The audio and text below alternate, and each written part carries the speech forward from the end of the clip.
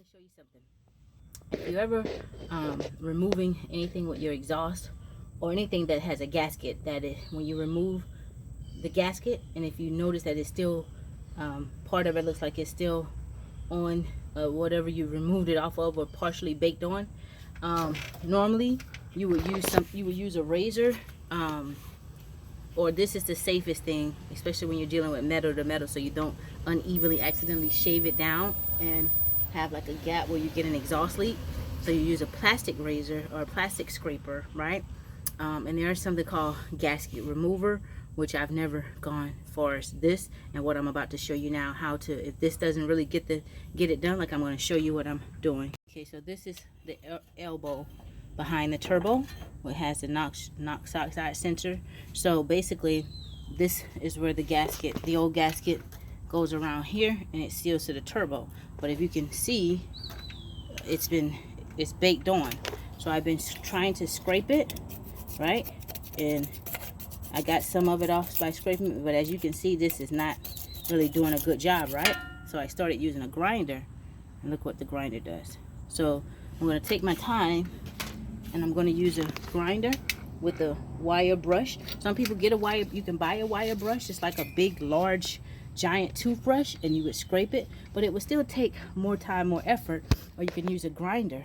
You can put different wheels on a grinder. You can use a grinder to cut metal, all of that, and you can put different wheels on it. So I'm going to show you with this grinder, I've attached this wire brush, and this is going to make it a lot easier for me. Just going to show you.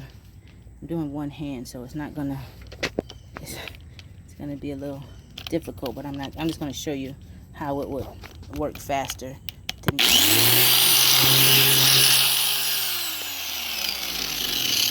difficult trying to do one.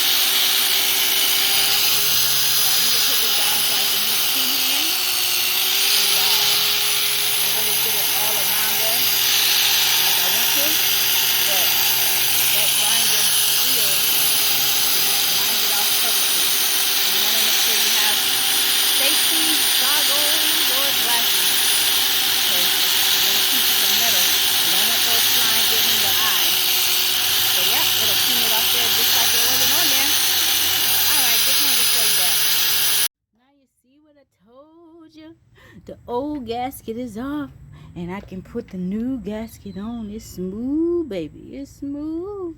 The grinder works good. Harbor Freight, $20 or less.